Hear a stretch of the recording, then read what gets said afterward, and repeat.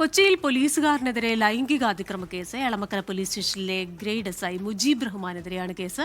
പരാതിയുമായി എത്തിയ യുവതിയെ ലൈംഗിക ഉദ്ദേശത്തോടെ പിന്തുടർന്ന് ശല്യപ്പെടുത്തിയെന്നാണ് കേസ്. ഡോക്ടറെ ലഹരിക്കേസിൽ കൊടുക്കുമെന്ന് ഭീഷണിപ്പെടുത്തിയതിനും ഇയാൾക്കെതിരെ കേസെടുത്തിട്ടുണ്ട്. വിവരങ്ങളുമായി വീണ്ടും ചേരുകയാണ് വിഷ്ണു സുരേഷ് കൊച്ചിയിൽ നിന്ന്. വിഷ്ണു, ഇയാൾക്ക് എതിരെ മുൻപും സമാനമായ കേസുണ്ടല്ലോ, അല്ലെങ്കിൽ ഈ പറയുന്നത് പോലെ ഈ പരാതിയിലുള്ള ആധികാരികതയൊക്കെ ചോദ്യം ചെയ്യപ്പെട്ടിട്ടുണ്ടോ? മുൻപ് ഇത്തരത്തിലൊരു കേസുള്ള വ്യക്തി എന്ന നിലയിൽ ഇപ്പോൾ ഇയാൾ എന്താണ് ചെയ്തിരിക്കുന്നത്? ക്രിസ്റ്റീന, രണ്ട് പരാതികളിലും കൃത്യമായ പോലീസ് പ്രാഥമിക പരിശോധന നടത്തിയ ശേഷമാണ് കേസ് രജിസ്റ്റർ ചെയ്തിട്ടുള്ളത്. അതിലൊന്ന് ഒരു യുവതി നൽകിയ പരാതിയാണ്. ആ പരാതി പോലീസ് സ്റ്റേഷനിൽ മറ്റൊരു പരാതിയുമായി യുവതി എത്തി. അതിനിടയിൽ ഇയാൾ ആ യുവതിയെ പിന്നീട് നിരന്തരം ഫോണിൽ വിളിക്കുകയും അവരെ തുടർന്ന് ലൈംഗിക ഉദ്ദേശത്തോടെ സമീപിക്കുകയും ചെയ്തു. അത് നിരസിച്ച ഘട്ടത്തിൽ കേസിൽ പെടുത്തുമെന്ന് ഭീഷണിപ്പെടുത്തി.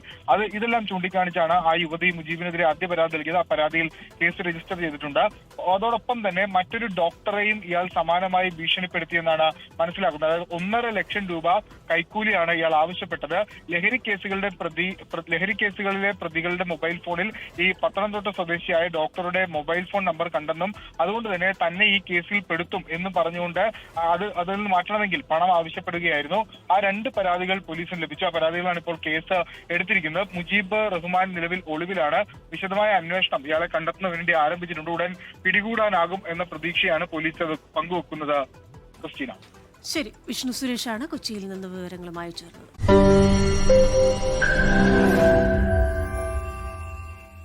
ലോകത്തെവിടെയായാലും ഏത് സമയത്തും 24 വാർത്തകളും ഓഗ്മെന്റഡ് റിയാലിറ്റി പാക്കേജുകളും എക്സ്പ്ലെയിനറുകളും വിശദമായി കാണാൻ ഞങ്ങളുടെ യൂട്യൂബ് ചാനൽ നിങ്ങൾക്ക് സബ്സ്ക്രൈബ് ചെയ്യാം.